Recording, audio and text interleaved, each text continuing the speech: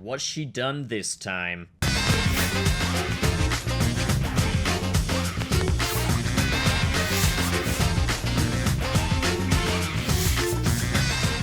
Oh, the saga of J.K. Rowling on Twitter. What a weird tale of miscommunication, backstabbings, warfare, irresponsibility, and political discourse. It's honestly fascinating. Now, I'm kind of just looking at this whole matter through a looking glass. I don't stan J.K. Rowling.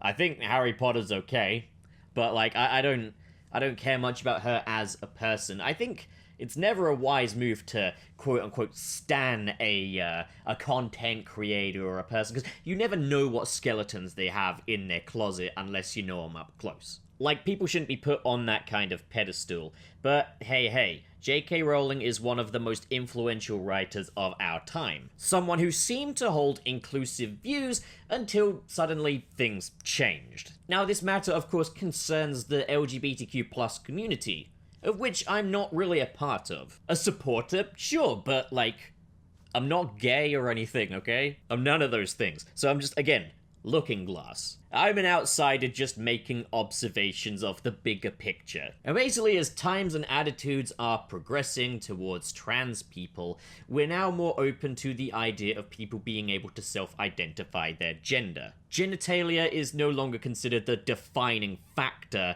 in gender. Gender is more what you feel deep down. It's not something anyone can really necessarily describe, or that a cisgender guy like me has any kind of grasp of. But like, for example, someone with a dick and balls could just be like, well, to be honest, I just am a female. Just everything about me just is female. Or vice versa, you can get things in between, you can get variations and such. But the point is, yeah, it's less about genitalia, it's more about who the person is. It's an identity thing. There doesn't need to be any issue with that. But J.K. Rowling has the concern that some people might abuse self-identification of gender as a means to harm and harass people. So basically that a male who was born with a penis who identifies as male could be like, I want to go in the ladies' locker room. I'm gonna identify as female right now, and then I'm gonna go in and look at their boobies. Like, that's a conversation you can have on the table, right?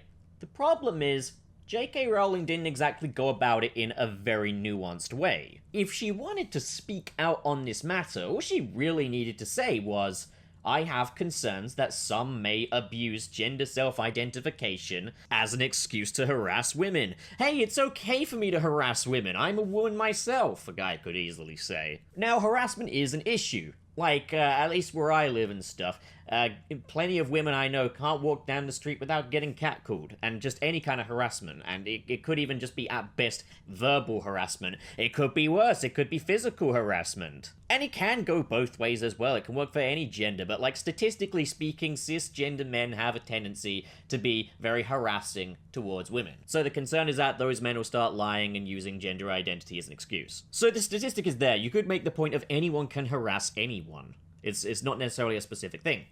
That's also true. Now, to be fair, you could also just take it at face value. Let's say the person isn't lying about their gender identity. They could still harass people.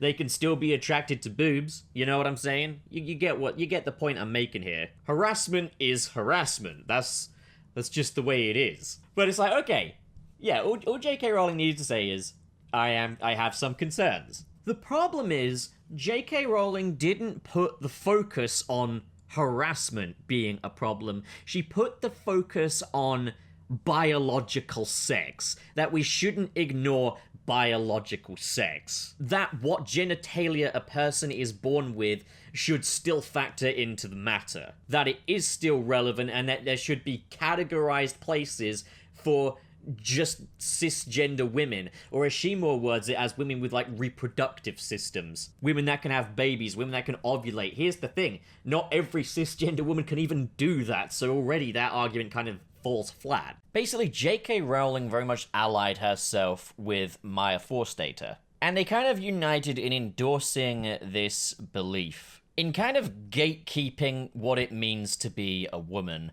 that identity shouldn't factor into it, and that there should still be an iron-cut distinction between a trans woman and a cisgender woman. and that cisgender women are more valid. J.K. Rowling very much took the attitude of, okay, trans people are valid, but let's not lose track of who the real women are. Which is A, still transphobic, and B, just gatekeeping being a woman. We are the women who matter. It's also worth noting that I can't imagine anybody would go out of their way to fake having a different gender identity for their own advantages.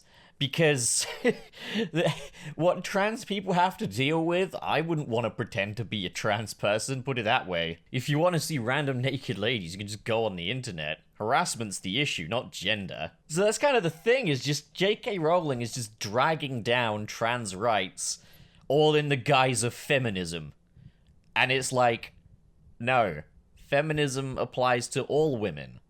And trans women are women. Stop gatekeeping women, you big doo-doo head. Trans people are who they say they are. And trans women are women. It's pretty obvious by now. Now, it's like, okay, mistakes can happen. You can make a not so well thought through case. You can word things wrong.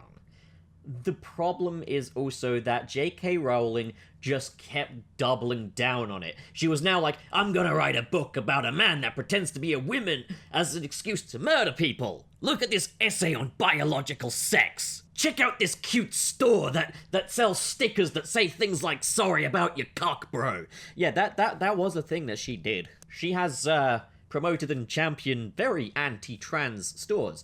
And it's like, I'm not out to demonize here. I get the feeling that she could have, meant well in her initial thing, but she just kept doubling down. Now, part of this could also be due to the backlash. She has had a lot of backlash to it. Some people being perfectly critical, some people, just, saying that's not cool of you to say, you could have said this better.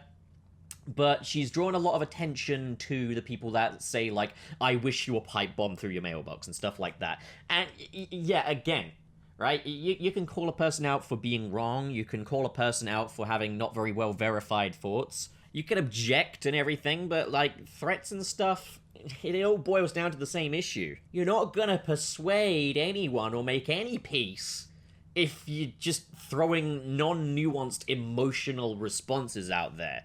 What I find baffling, though, is that J.K. Rowling is a prolific author.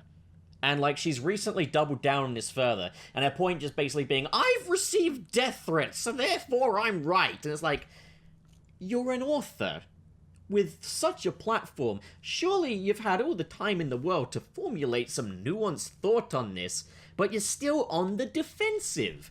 J.K. Rowling, get off the defensive. And now I get what some people are going to say. J.K. Rowling is well within every legal right to say these things. There's no, wording police or anything. But the truth is, J.K. Rowling has a huge following and a huge influence. And that is something that needs to be taken into account before doing such things.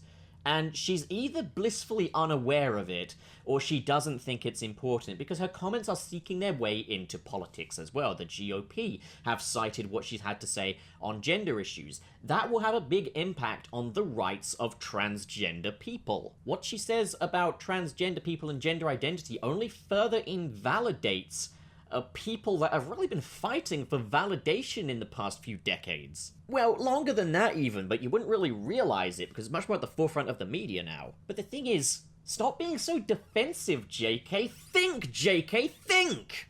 Gender identity wasn't your issue. It was harassment. The death threats online aren't your issue. It was the fact that you were unwilling to listen to any form of criticism because you fall into the hierarchy of being, I'm J.K. Rowling, prolific author, I'm untouchable. J.K. Rowling, in the first place, should have nuanced her points. She should have basically refined her general point to, I'm a little scared for my own safety because of harassment. And because I fear that there are a small minority of people out there that would like to abuse the shifting paradigms in gender identity. See, I don't see why anyone should get too upset by that statement, and it's basically what she wanted to say, but she put all of the focus on the sex is real part of the argument, as opposed to the harassment is a continuing problem, how can we avoid enabling this with shifting paradigms and changing times? And then of course people sending death threats and shit. Don't be an idiot, make a nuanced point back, make a nuanced counter-argument. The point is, guys, all of you, this goes for everyone, human beings, I think, as far as we know, the one species on this planet that can communicate in the way that we do, that can use our words. Fucking act like it. When speaking on serious social issues, nuance your points. It's so important because when speaking about serious political issues, you can light all kinds of fucking bonfires and throw all kinds of people onto them, whether you mean to or not. And if you make a mistake, own it. Walk it back, make it right. Don't just fucking double down all the time. J.K. Rowling, take the fucking shovel out of your hand, stop digging that hole deeper for yourself, and just think for one fucking second. You have a platform, use it properly. Use your words. The fucking things you wrote the Harry Potter books with, use them. And that just goes for everyone, use your words. Before you send that death threat, before you react emotionally, think about how advantageous it would be to actually engage in discussion. And I get it. A lot of people have a very short temper now, where, you know, the patience is up. Trans people should be treated as valid. Trans rights are important. I get it. They're fundamental, is what it should be. And it's very, very, very far overdue. I understand the anger. And women's rights as well. A woman's right to just walk down the street free of harassment and everything like that, you know? It's fundamental. Should have been done a long time ago. But if you're going to have these discussions, you need to do them in nuanced manners. That's what this boils down to. Like, I think we're all very quick to vilify one another before having a conversation about things. My overall thing is a person willing to learn, or are they willfully ignorant? Like, have I overall explained myself thoroughly enough? And how are they engaging with me? If they're just going to be a jackass about it, I get it. Some people are just idiots. But using your words to build bridges can be very advantageous. And I think everyone needs to understand that. It's been a very devil's advocate perspective here, but let me just make my stance clear. I think J.K. Rowling needs to be 1,000,000 times more responsible with her platform. She shouldn't keep doubling down on the very thing that's made people believe that she's this abhorrent monster. At the same time, I don't think people should necessarily jump to conclusions that a person is this abhorrent monster because they are intrinsically transphobic and nothing's ever going to change that, so therefore we hate them. Now, it's only a small minority of people saying that, and ultimately their platforms are a whole lot smaller than J.K. Rowling, so the odds are it'll do less harm. I get it. You feel like you got the excuse. You haven't. You've always got to compose yourself on social media no matter who you are. And J.K. Rowling should know better. I got no idea why she recently decided to double down on this further with, once again, nothing productive. So that's my 2 cents on the matter. Now, I can see it already. There's going to be some perfectly agreeable comments, some that kind of disagree, but are willing to discuss it. I can see how this is going to go. And again, if you would rather I just talk about entertainment stuff, this isn't a common thing. By all means, just check out an entertainment video instead. This kind of relates because J.K. Rowling is a pop culture icon. But I get it. If you want to hear serious political discussion, you don't want to hear it from me. That's fair enough. If you're one of those people that firmly believes that YouTubers should not be people that hold political opinions, and if they do, the freedom of speech that you very much advocate for doesn't apply to them, go play with the toilet. If you enjoyed this video, leave a like. If you didn't, leave a dislike. And in the description below are links to different social media feeds, as well as my Patreon, where you can support this channel further, and which every penny helps. Special shout out goes to Marcus Ward, Cyrus the Skeptic, Biotin Arts, and Mr. SP, the patrons in the $10 tier. Thank you so much, guys. And as for the rest of you, thank you so much for watching, and have a great day.